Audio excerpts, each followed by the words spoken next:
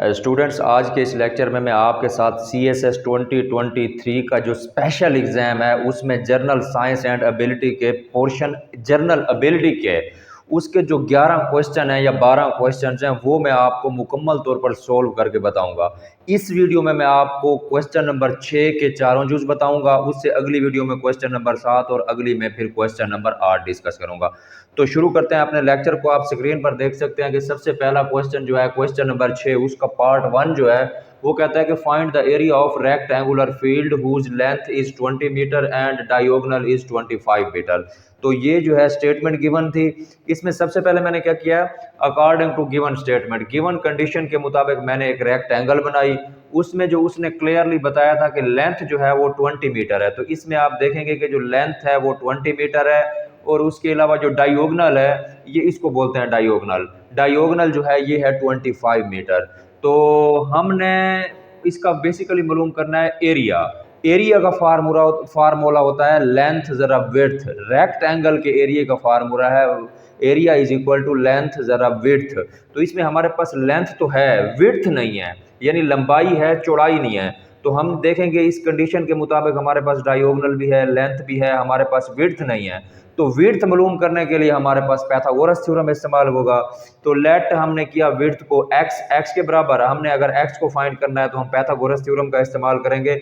इसका फार्मूला है hypotenuse square is equal to base square plus perpendicular square. Hypotenuse जो है वो 25 है, तो 25 square is equal to base 20 है, 20 square is equal to unknown value which we supposed equal to x square.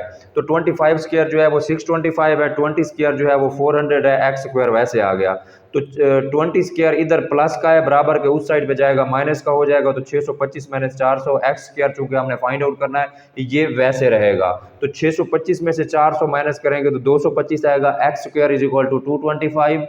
तो उसके बाद x square is equal to 225, हम इसका स्क्वायर रूट जब लेंगे तो x is equal to 15 metre. तो एक्स की जो वैल्यू है अननोन वैल्यू यानी रेक्टेंगल की विड्थ वो है 15 मीटर। उसके बाद स्टूडेंट्स हमने मालूम करना है एरिया, जो हमारी रिक्वायरमेंट थी बेसिक रिक्वायरमेंट क्वेश्चन में।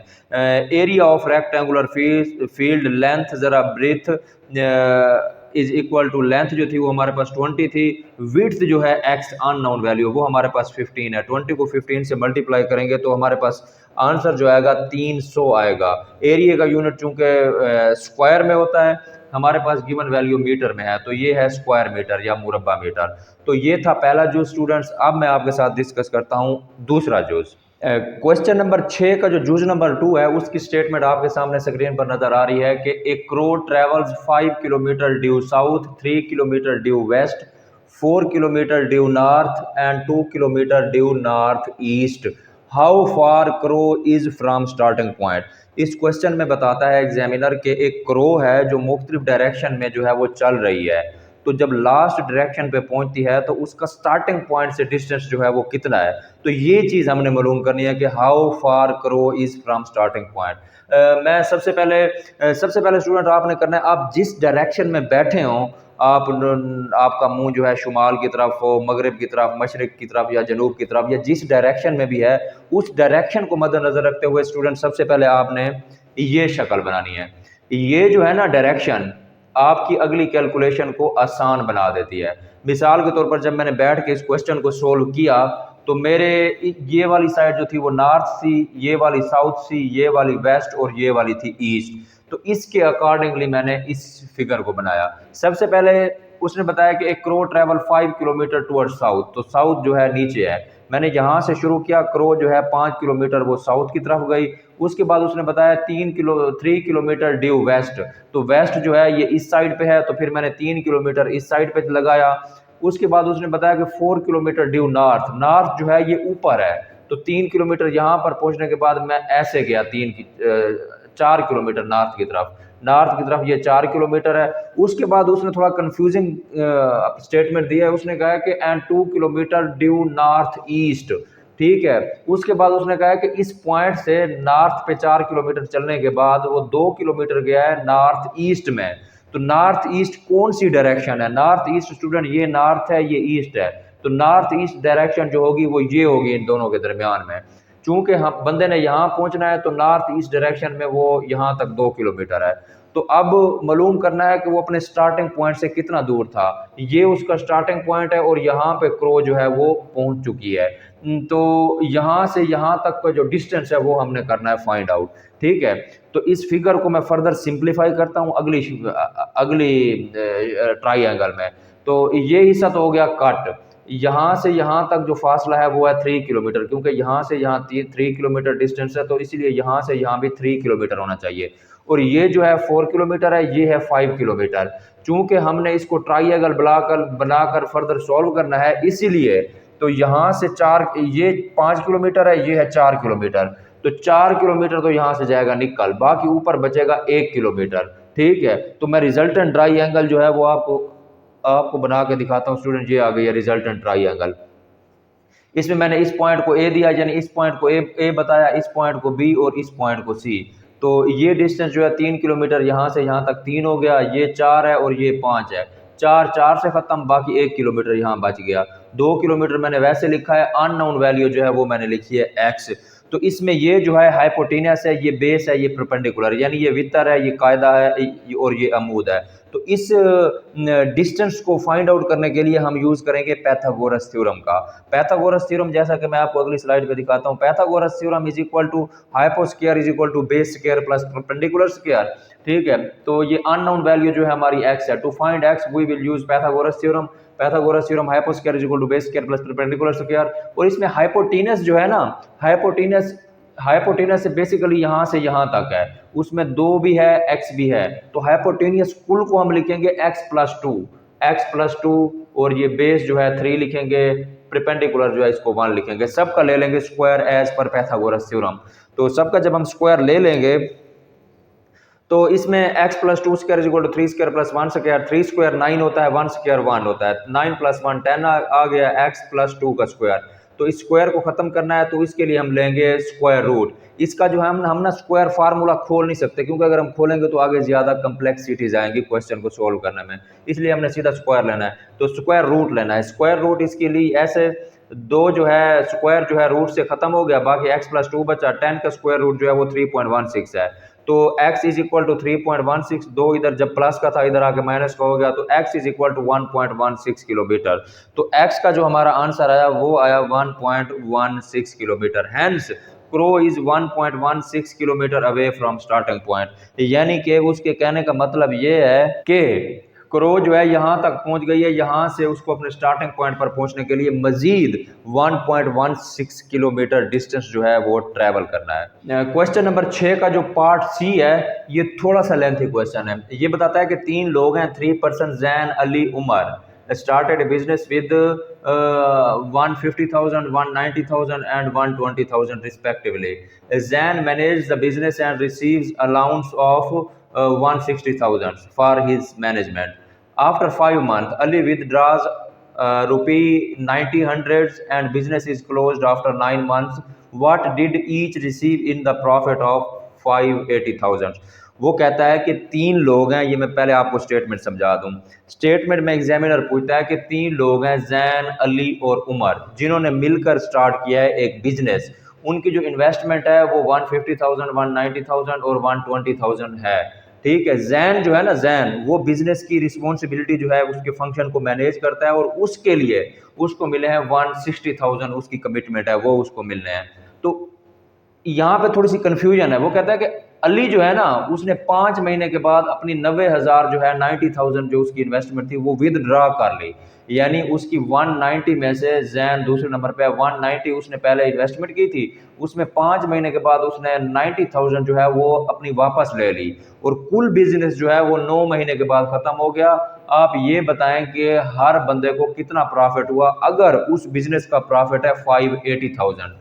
ठीक है, तो सबसे पहले हम 580,000 में से माइनस कर लेंगे जो जैन ने मैनेज किया है बिजनेस को 160,000, बाकी 420,000 बचेगा। उसके अकॉर्डिंगली हम आगे सोल्व करते हैं। तो ये थोड़ा सा ट्रिकी क्वेश्चन है, आप इसको समझेंगे तो उम्मीद है समझ आ जाएगा आपको। जैन की जो इन्वेस्टमेंट है, इसको मैं सोल्यूशन आपको बता रहा हूँ। जैन की जो इन्वेस्टमेंट है वो है 150,000।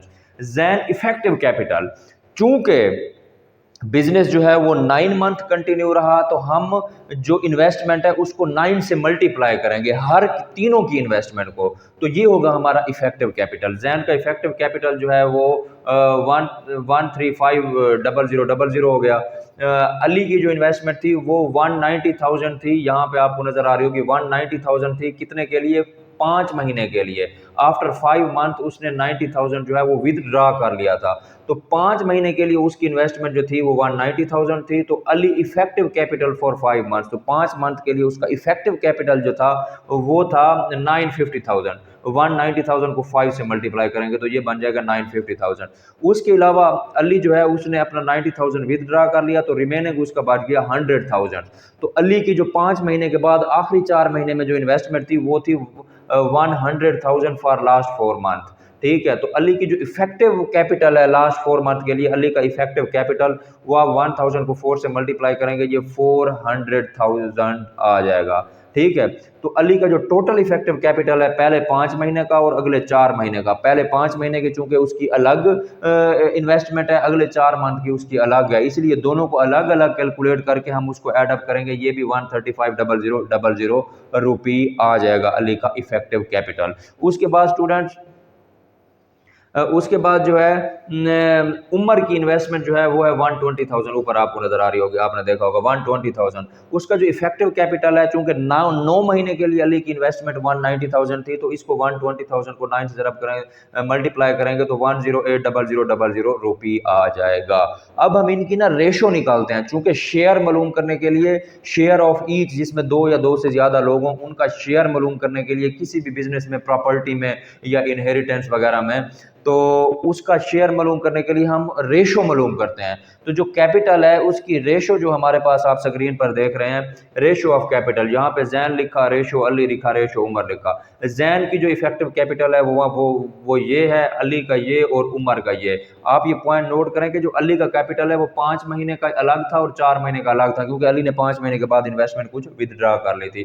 तो इनको जब हम काटेंगे तो 5554 आएगा। तो उसके बाद हम सम ऑफ रेशो करेंगे, इसको सिंप्लीफाई करने से ये 554 आ गया।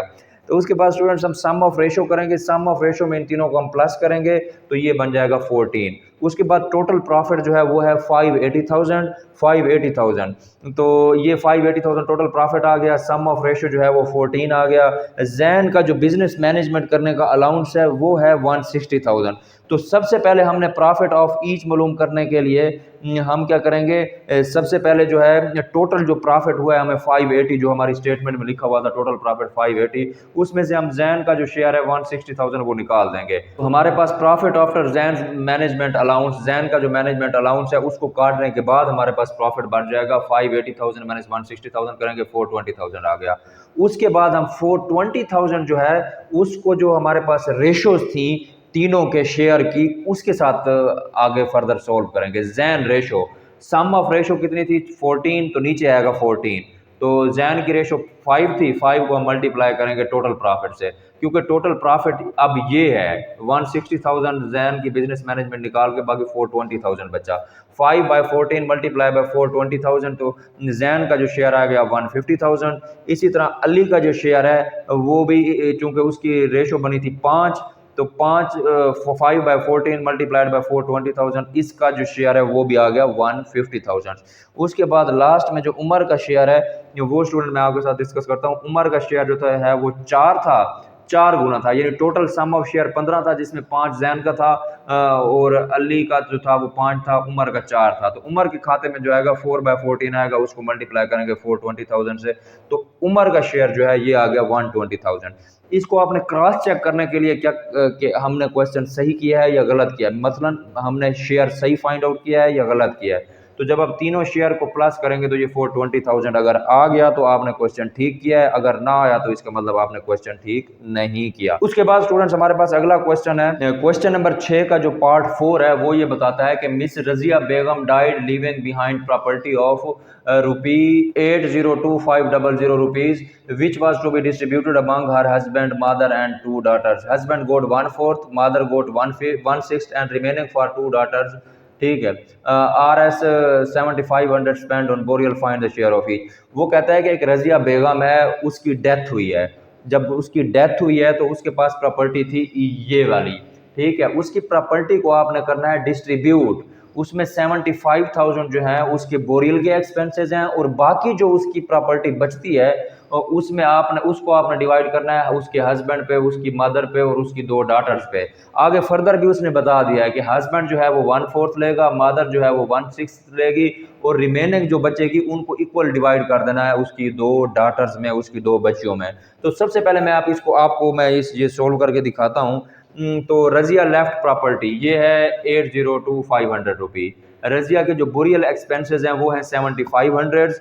Razia properties after boreal expenses के, रजिया की जो प्रॉपर्टीज है बोरियल एक्सपेंसेस के बाद वो कैसे मालूम होगी, इसमें से इसको कर देंगे माइनस, यानी टोटल प्रॉपर्टी में से बोरियल एक्सपेंसेस माइनस कर देंगे, 795,000 रुपी बच जाएंगे, ठीक है।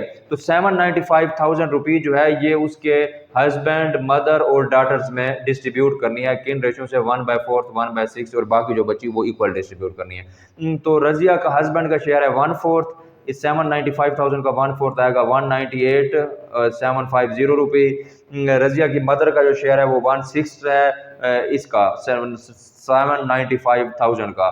तो इसको मल्टीप्लाई जब करेंगे तो 132,765 रुपी आ जाएगा रजिया का शेयर। रिमेनिंग जो प्रॉपर्टी है ना वो 795 में से माइनस कर देनी है इन दो को, जैसे 795,000 में से मैंने ये वाली 2 रजिया के हस्बैंड और उसकी मदर का जो शेयर है वो माइनस कर दिया, तो हमारे पास बकाया जो आ गई है 463,385 रुपी। तो ये जो है उसकी बच्चियों का शेयर है। बच्चियां चूंकि 2 हैं, उसने कहा कि बाकी आपने इक्वल डिस्ट्रीब्यूट करनी है। तो ये जो बच्चा है हमारे पास 4,63,385 रुपये, तो इसको मैं शेयर ऑफ ईच करके इसको 2 पे तकसीम जब कर दूंगा तो हर बच्ची का जो शेयर है वो 2,31,743 रुपये बना। अब आपने इसको फर्दर क्रॉस चेक करना है, तो आप एक बच्ची का शेयर है 2,31,743 और दूसरी का भी 2,31,743, इन दोनों को जमा करें और इसको रजिया की मदर शेयर और रजिया के हस्बैंड शेयर को जमा करें तो ये 795,000 रुपी आ जाएगा।